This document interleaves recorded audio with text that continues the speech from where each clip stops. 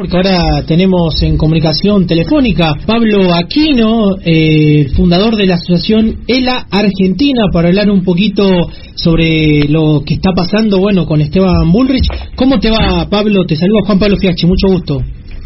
Hola, ¿qué tal? ¿Cómo estás, Juan Pablo? Gracias por el llamado. No, nada, un gran placer. Preguntarte, digamos, para la gente que no conoce, ¿qué es el ELA? Bueno, a ver, para ir definiéndola, la ELA es una enfermedad poco frecuente, es una enfermedad neurodegenerativa que ataca las neuronas motoras. ¿Qué son las neuronas motoras? Son las células nerviosas que envían señales y órdenes a los músculos voluntarios.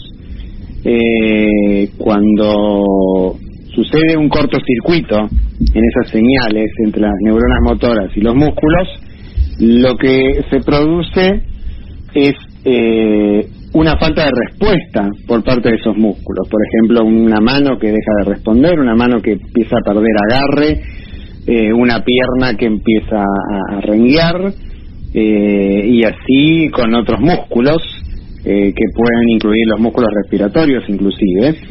Y bueno, debido a esa falta de estímulo por parte de las neuronas motoras sobre los músculos, se empieza a producir una atrofia de esos músculos, y esa atrofia puede llevar eventualmente a una parálisis de los músculos que se va sumando a otras regiones del cuerpo, y se desconocen las causas exactas de esta enfermedad. ¿Qué tal, Pablo? Juan Manuel te habla. Hola, Juan Manuel.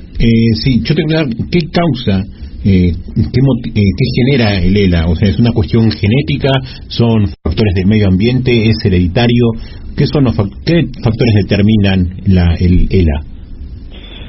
Como te decía, las causas exactas todavía se desconocen, pero sí se cree que para que un ser humano desarrolle esa enfermedad,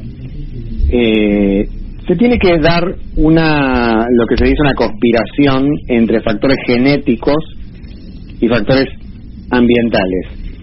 Se cree que siempre hay algún gen que entra en juego, que se involucra para producir una determinada proteína, que es la que hace que la neurona motora empieza a funcionar mal. Esto explicado en términos bastante básicos. De hecho, yo no soy neurólogo, no soy científico, soy una persona, bueno, que fue afectada por la enfermedad por mi hermano que falleció de la misma, y obviamente después de 10 años de estar en la asociación ELA, uno termina de algún modo convirtiéndose en, bueno, no me animo a decir un experto, porque no, el experto es el profesional médico que estudia la enfermedad, o el científico, pero uno termina conociendo mucho de la enfermedad.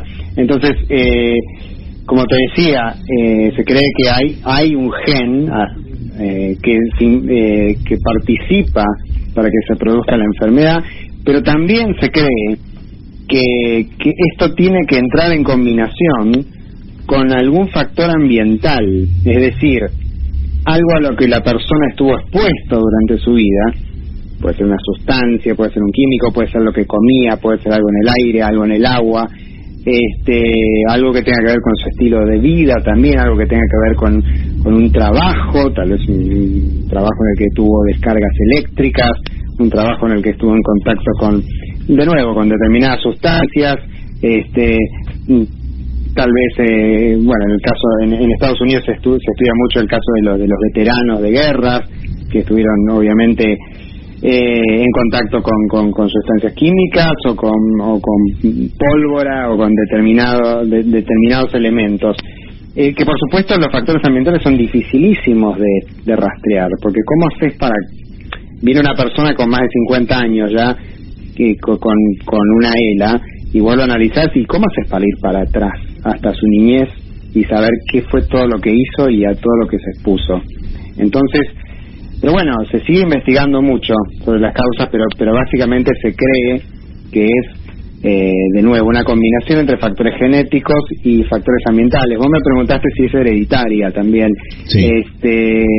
Bueno, en el 10%, entre el 5 y el 10% de los casos del universo de ELA, la ELA es hereditaria, es lo que se llama ELA familiar. En el otro, aproximadamente 90%, es lo que comúnmente se llama ELA esporádica. Es decir, esporádica, ¿qué significa? Que hay un solo caso en la familia, por lo menos conocido, ¿no es cierto? Se conoce un solo caso en la familia, y todavía no apareció un segundo caso. Entonces eso es ELA esporádica. También es difícil de determinar, ¿no? Porque no todo el mundo sabe de qué murieron todos sus ancestros. Entonces, y hay ancestros que por ahí murieron más jóvenes, o murieron de un accidente, o murieron de otra cosa, antes de que por ahí tuvieran la edad para desarrollar la ELA, que normalmente es una enfermedad que aparece después de los 50 años, y más aún después de los 70, aunque hay casos de gente muy joven con ELA. Pero bueno, normalmente es una enfermedad del envejecimiento. Pero así, a grosso modo, hay un 10% de casos en lo que se conoce como ELA hereditaria, o ELA genética, o ELA familiar, y un 90% de casos que se conocen como ELA esporádica, que básicamente decir esporádico es un eufemismo para decir no tengo ni idea qué pasó acá, no tengo ni idea por qué esta persona tiene esta enfermedad. ¿Qué tal, Pablo? Te habla Federico Ricardi, muy buenas noches. Hola, muy buenas noches, Federico. ¿Qué tal?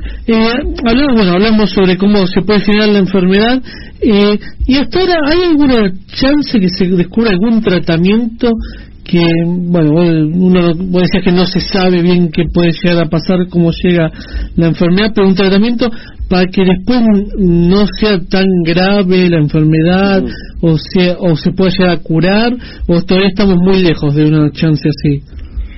A ver, existen dos tratamientos farmacológicos, ¿sí? O sea, también hay tratamientos paliativos, tratamientos sintomáticos para mejorar la calidad de vida del paciente. Pero me imagino que vos te estás refiriendo a lo que tiene que ver con medicamentos. Sí, medicamentos o algún tratamiento, sí, más que nada, sí, medicamentos. Sí, principalmente tratamientos farmacológicos hay dos aprobados a nivel mundial, también están aprobados por la ANMAT aquí en Argentina, que son dos drogas. Una se llama Riluzol, que está, estoy nombrando el genérico obviamente, que está aprobado hace ya 30 años casi. Y luego está otra otra droga genérica que se llama Edarabone, que se aprobó primero en Japón hace 4 años y aquí el año pasado se aprobó en Argentina. Son dos fármacos que es conveniente obviamente que la persona comience a tomar cuanto antes, y mientras más temprano pueda empezar a tomar los fármacos mejor, aunque estos dos fármacos tienen efectos bastante modestos, o sea, ayudan a mesetar un poco la enfermedad, ayudan a extender la supervivencia también, pero de manera, hay que decirlo de manera realista, de una forma bastante modesta. Se está investigando muchísimo, por suerte, en el mundo, sobre todo en Estados Unidos, Canadá y Europa. Hay muchísimos ensayos clínicos en este momento en fase 1, 2 y 3, y estamos esperando que en este año entrante se apruebe algún otro fármaco que no va a anular a los otros dos que te mencioné, pero que por ahí entrando en combinación, en cóctel con los otros dos, pueden llegar a seguir mejorando la enfermedad. Y mientras los pacientes toman esos fármacos y por lo menos amesetan un poco la progresión de la enfermedad y por lo menos extienden un poquito la vida, la expectativa de vida, bueno, en ese tiempo, en ese interín puede aparecer otro fármaco más, y eso es lo que todos deseamos. Y otra pregunta, casos como el de Esteban Burrich y bueno, el más reconocido Stephen Hawking, ¿crees que el científico, crees que ayudan a visibilizar la enfermedad, más allá de que sea sea algo tan esporádico como vos decís, a poner a la gente a tratar de cuidarse un poco más de que no le llegue a ocurrir? Sí, sin duda que ayudan a visibilizar. acaso lo único positivo, ¿no? Que se puede, claro, obviamente sacando la mala suerte, por supuesto, ¿no? Claro que ayudan a visibilizar. Fíjate que vos me estás haciendo una nota por lo que pasó con Esteban Bullrich. El año pasado, si no me equivoco, fue cuando falleció el profesor Stephen Hawking, que bueno, también a raíz de eso hicimos varias notas en los medios. Stephen Hawking fue un caso extrañísimo de ELA, evidentemente tenía algún subtipo de ELA,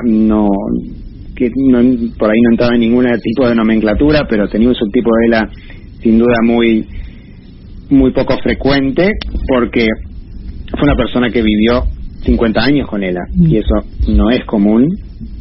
Lamentablemente la expectativa de vida de una persona a partir de su diagnóstico es corta, entre 2 y 5 años de promedio, pero por supuesto que conocemos casos, además del profesor Hawking, conocemos muchos casos acá en Argentina también, de gente que está hace más de 20 años con la enfermedad.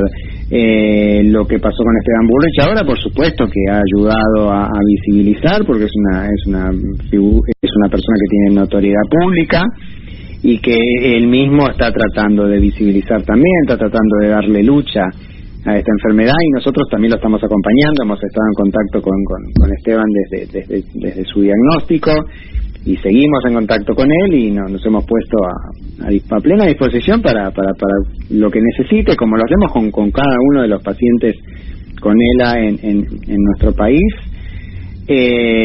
No olvidemos que hace 7 años hubo una campaña enorme, súper viralizada, no sé si recuerdan, lo que se llamó el Ice Bucket Challenge, el desafío del balde de hielo. Estábamos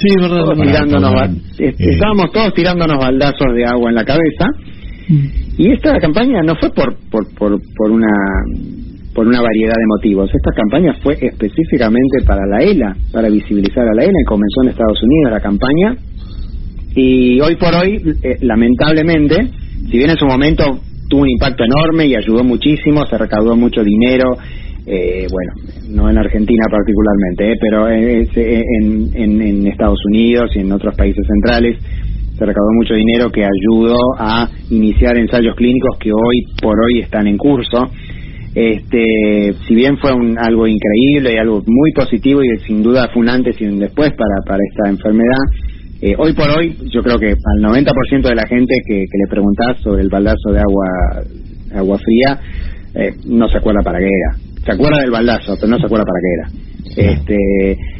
Esa es la realidad, hay que aceptarla, por más que todos los años tratamos de hacer un recuerdo de lo que fue aquel baldazo y un aniversario más del baldazo. Lo hacemos acá en Argentina y lo hacen las asociaciones de ELA de todo el mundo. Bueno, no podemos luchar a veces contra lo que es el impacto de una campaña viral en redes sociales, pero que también a veces tiene algo de efímero, ¿no? Y bueno, y también tuvimos a Fontana Rosa, el negro Fontana Rosa, en su momento, que lamentablemente nos dejó a causa de la ELA. Y sí, todas esas personas notorias y públicas obviamente que ayudan a visibilizar. Pablo, bueno, ahora surge obviamente, digamos, esta enfermedad por una figura pública, ¿no? Como Esteban Bullrich, pero comentale un poco a la audiencia cuántas personas en Argentina padecen esta enfermedad, y si, por ejemplo, las obras sociales se hacen cargo de los medicamentos, o si el Estado, digamos, ayuda a las familias, a las personas que padecen esta enfermedad. Bueno, como extrapolación del número mundial de prevalencia, que es de 5 cada 100.000 habitantes, se calcula que en la Argentina aproximadamente unas 3.000 personas padecen de ELA. Obviamente es un universo que se va renovando bastante, lamentablemente, por el tema de la poca expectativa de vida. Pero bueno, si yo te tengo que decir cuánta gente con ELA hay en este instante, bueno, aproximadamente ese sería el número. No hay un registro nacional de ELA propiamente dicho donde podamos tener el número exacto. Lo comenzamos a hacer nosotros con un esfuerzo nuestro, en su momento hicimos un estudio epidemiológico, una muestra, pero bueno, tuvimos el apoyo del Ministerio de Salud, pero bueno, en el 2015 dejamos de tenerlo. Pero bueno, más o menos ese sería el número.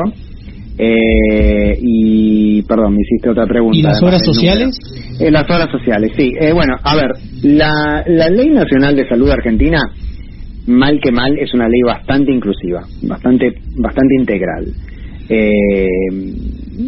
Comparado con otros países de la región, sobre todo Argentina está en una posición bastante ventajosa.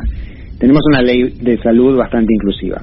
Por ley, toda obra social tiene que cubrir lo necesario para que un paciente con una enfermedad como la ELA tenga todo lo que precisa en diferentes etapas de su enfermedad. Cuando ya está precisando una silla de rueda porque ya no puede caminar bien, la obra social tiene que cubrir esa silla de rueda. Por supuesto que los 2 fármacos que te mencioné antes, que están aprobados por la ANMAT, sí, sin duda que los tiene que cubrir al 100%. Bueno, en fin, tanto obra social como prepaga. Ahora, de ahí a que todas las obras sociales y todas las prepagas cumplan con la ley, eso es otro tema. Más de una vez el paciente tiene que presentar un amparo, justamente amparándose en la ley de salud para que la obra social o la prepaga cubra lo que por ley tiene que cubrir. Y normalmente los amparos funcionan bien porque primero la obra social o la prepaga cubre, paga lo que tiene que pagar y después se termina de resolver el litigio. Y bueno, y de hecho en eso, en la asociación ELA, nosotros trabajamos con un estudio de abogados especialistas en discapacidad, que ayudamos de esa manera a los pacientes a presentar amparos cuando es necesario. Perfecto, Pablo, te queremos agradecer enormemente por este tiempo, para que nos expliques un poquitito, digamos, a qué se debe, ¿no? Y qué es el ELA. Quiero que le digas a la gente cómo hace para comunicarse con la asociación, digamos, claro. Cómo hace para comunicarse con vos. ¿Hay un mail, algún número de teléfono? Sí, por supuesto. Lo más fácil es darles el sitio web, que es www.asociacionela.org.ar. Somos una ONG, una sociedad sin fines de lucro. Bueno, y en ese sitio web van a ver toda la información, muchísima información. Nosotros asistimos a los congresos internacionales de ELA todos los años, somos parte de una alianza internacional de asociaciones de ELA. Van a ver muchísimo material educativo ahí, y también todos los links a nuestras redes sociales, a nuestro Instagram, Facebook, Twitter, etcétera, canal YouTube. Y sí, tenemos un email también, que es el info@asociacionela.org.ar. Si tienen una persona, un familiar que ha sido diagnosticado, los vamos a ayudar, los vamos a orientar a empezar a transcurrir ese camino que es tan difícil. Los vamos a ir guiando, ayudándolos con diferentes programas que tenemos en actividad desde el año 2011, cuando fundamos la asociación. Muy clarito, muchísimas gracias por tu tiempo, y seguramente te estaremos convocando más adelante para seguir charlando sobre esta enfermedad. Muchísimas gracias. Sí, por supuesto. Les agradezco a ustedes por el interés y también por ayudarnos a difundir. Así que les mando un abrazo grande a todos y a la audiencia. Muchas gracias. Muchas gracias. Buenas noches. Gracias, hasta luego.